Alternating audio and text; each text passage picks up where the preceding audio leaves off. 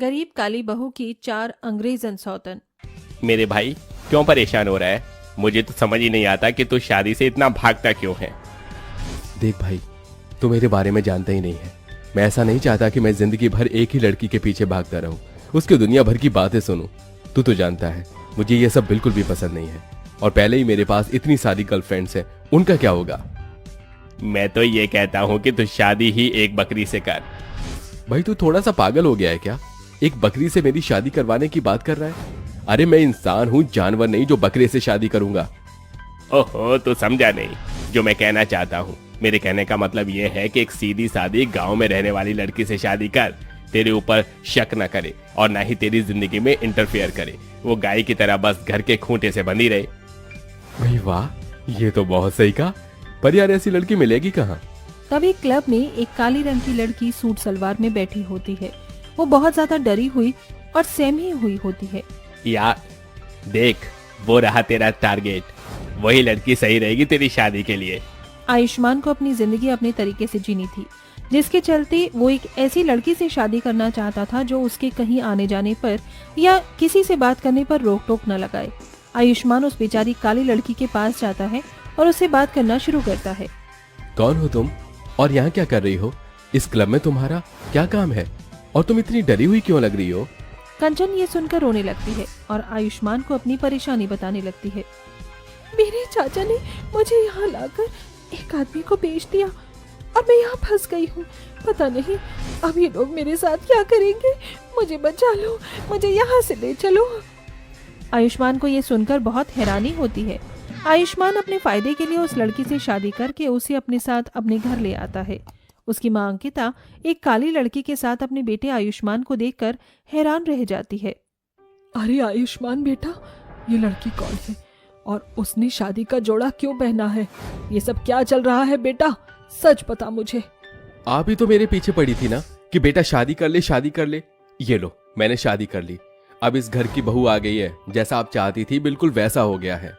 अंकिता को कंचन की मासूमियत दिखाई दे जाती है, जिसके चलते वो उसका गृह प्रवेश करती है और उसे उसका कमरा दिखा देती है। ये आयुष्मान का कमरा था, लेकिन आज से तुम्हारा भी है। जाओ, तुम फ्रेश हो जाओ, मैं तुम्हारे लिए खाना लगा देती हूँ। अंकिता दिल की बहुत साफ औरत थी। उसे हर काम बहुत नरमाई से करना आता था। लेकिन वहीं आयुष्मान जब अपने कमरे में बेचारी कंचन को देखता है तो वो गुस्से से तिलमिलाते हुए उससे कहता है, किससे पूछकर तुम इस कमरे में आई हो? तुम्हें पता है ये कमरा मेरा है और मेरे कमरे में तुम्हें आने की कोई जरूरत नहीं है। अगर तुम्हें सोना है तो जाओ हमारे घर की रसोई में, बहुत सारी जगह है, वहां जाकर सो जाओ, वहीं तुम्हारी सही जगह है। कुछ पल इतना अच्छा व्यवहार देखने के बाद अचानक से आयुष्मान का इतना सारा गुस्सा देखकर बेचारी कंचन बहुत ज्यादा हैरान रह जाती है। उसे कुछ समझ नहीं आता। वो चुपचाप एक तकिया और एक चादर उठाकर रसोई में सोने चली जाती है। अगले दिन अंकिता अपनी बहू कंचन से उसकी रसोई की रस्म करवाती है। तुम्हारी आज रसोई की रस्म है, तो इसीलिए अच्छा अच्छा खाना बनाना, जो भी तुम्हें आता हो बना देना। कंचन खाना बनाने में बहुत ही परफेक्ट थी। उसे बहुत स्वादिष्ट खाना बनाना आता था। वो सभी के लिए खाना बनाकर खाने की टेबल पर लगा देती है। जिसके बाद आयुष्मान और अंकिता दोनों जब खाना खाते हैं तो उन्हें खाना बहुत ही ज्यादा स्वादिष्ट लगता है। अरे वाह माँ, पहली बार आपने आज बहुत अच्छा खाना बनाया है। ऐसा मन कर रहा है कि आपके हाथों को चूम लूं। अरे नहीं बेटा, ये खाना हमने नहीं बल्कि कंचन ने बनाया है। आज उसकी पहली रसोई की रस्म थी। ये सुनते ही आयुष्मान अपना सारा खाना छोड़ देता है और उठकर चला जाता है। जिसके बाद वो फिर से पार्टियों में पहुंच जाता है, जहां उसे 4 अंग्रेजन लड़कियां मिलती हैं। वो अंग्रेजन इतनी खूबसूरत और सुंदर होती हैं कि आयुष्मान उन्हें देखता ही रह जाता है।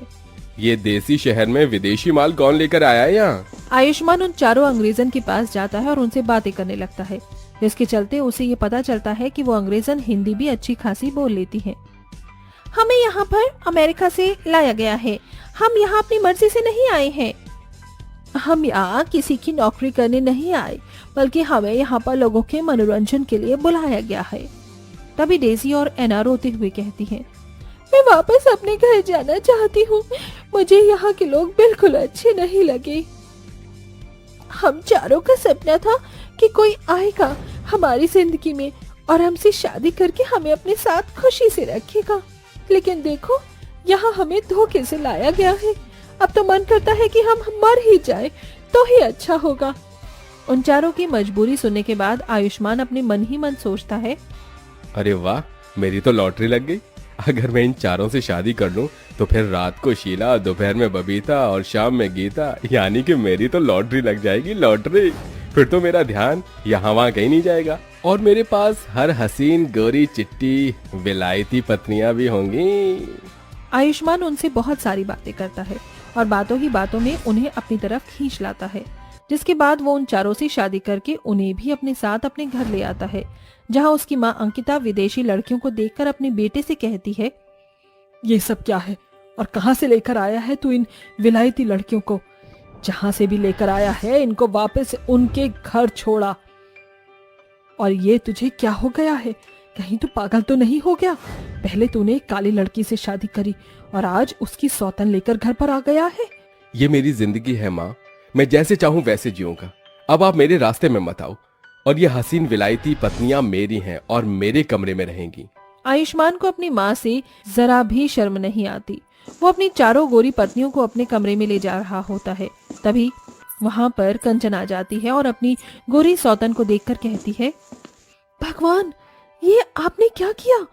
पहले मुझसे शादी की और अब इन चारों को ले आए। आखिर आप चाहते क्या हो?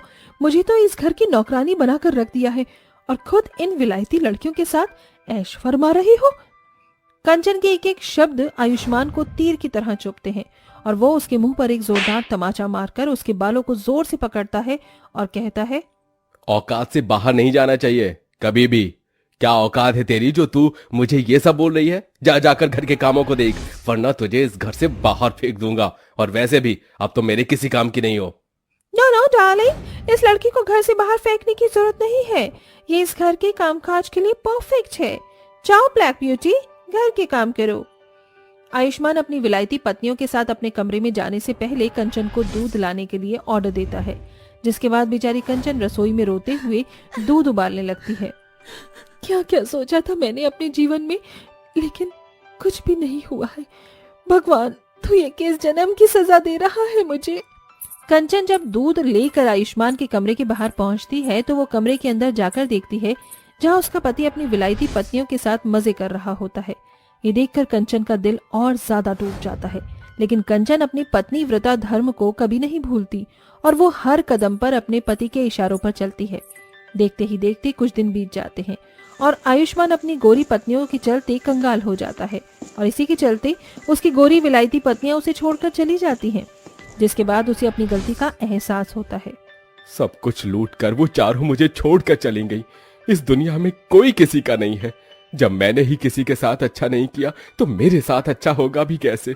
Karma is back. कर्मा ने मुझे मेरी सजा दे दी। आयुष्मान को ये सारी बातें करते हुए कंचन सुन लेती है, जिसके चलते हुए आयुष्मान के पास आती है और उससे कहती है, जो हुआ उसे भूल जाइए। बेशक कोई आपका अपना है या नहीं, लेकिन मैं और आपकी माँ हमेशा आपके साथ रहेंगी। कंचन का ये बर्ताव देख आयुष्मान उससे माफी मांगता है।